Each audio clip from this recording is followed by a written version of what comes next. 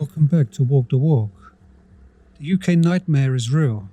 Rising costs, collapsing services, crime on the streets. Britain feels less like home and more like survival. I escaped years ago, and if I can do it, so can you. You know what's funny? If you told me 20 years ago that Britain would end up like this, I'd have laughed in your face. Back then, life still had a bit of shine to it. You could work a normal job, pay your bills, maybe even save a bit for a holiday in Spain. The NHS wasn't perfect, but you could actually see a doctor without selling your soul. Streets felt safer, shops were open. There was a sense that things, while not perfect, were at least moving forward. Now, it's like watching a country in slow motion collapse. You wake up, go to work, pay the taxes, hand over half your wages just to keep the lights on, and you're told this is normal. And most people, they nod along, they accept it. Like Britain sliding backwards is just another quirk of life, the way rain is. But it isn't normal, is it? Kids going to school hungry, or parents are working full time. Families relying on food banks in one of the world's richest nations. People living in cars even though they're paying their taxes every month. That's not normal life. That's failure on a national scale. Housing. Don't get me started. Unless you're minted or your parents can hand you down a property, forget buying. Renting? It's daylight robbery.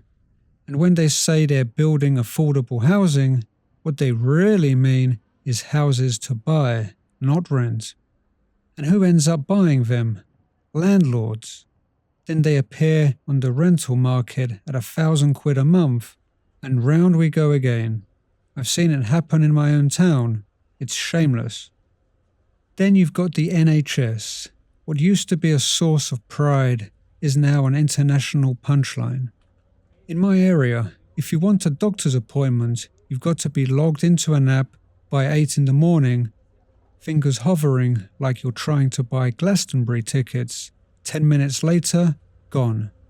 My son waited over a year just to see a dermatologist, not for treatment, just to get in the room. Imagine if you're waiting on something serious. It's not just failing, it's cruel. Dentists, even worse. NHS lists are closed everywhere. Private only, and private isn't cheap. For a lot of families, it might as well not exist. Public services in general, bins not collected, roads like obstacle courses, schools overcrowded and underfunded. But somehow the tax bill still goes up each year. You pay more, you get less.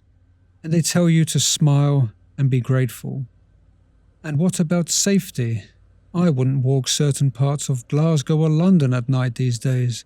Used to love Glasgow, the energy, the buzz. Now I avoid it. My own town is run ragged by gangs of teenagers who know they'll never see real consequences. And the police? They're more interested in what you type on Twitter than the bloke nicking your bike. You call them for a burglary, you get told to fill in an online form. But say the wrong word online and suddenly you're public enemy number one. This is the reality. Britain isn't Britain anymore. The country you grew up in, the one you remember, it's gone. And yes, migration plays into it. You don't need to be left-wing, right-wing, or anything in between to see it. The numbers are off the charts. Housing, schools, the NHS. They can't even cope with the people already there. Never mind hundreds of thousands more every year. Integration? Forget it. Some towns and cities are unrecognizable. And the kicker? People arriving illegally are getting looked after better than people who have paid into the system their entire lives. You can dress that up however you like, but it's madness. The government? Useless. Doesn't matter what colour rosette they're wearing, the Tories have had years and left the place in ruins. Labour are a shadow of themselves. All big talk and broken promises. Reform or whoever comes next, same script, different cast. None of them care. None of them are fixing it.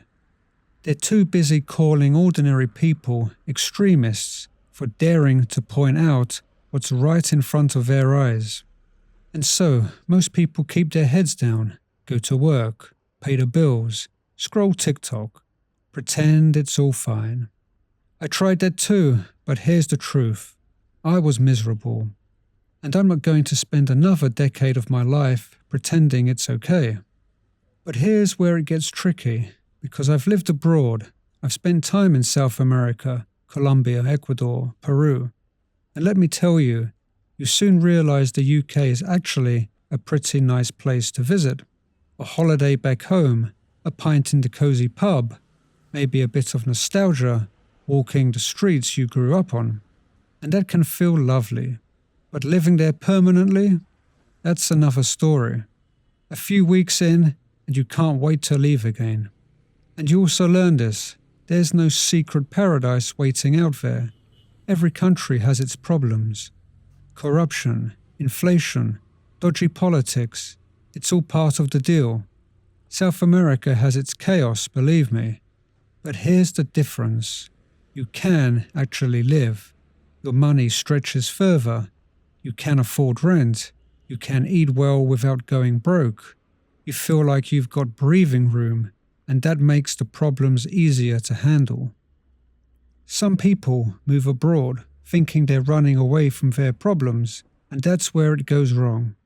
If you're carrying misery inside, a palm tree and a cheap beer won't fix it.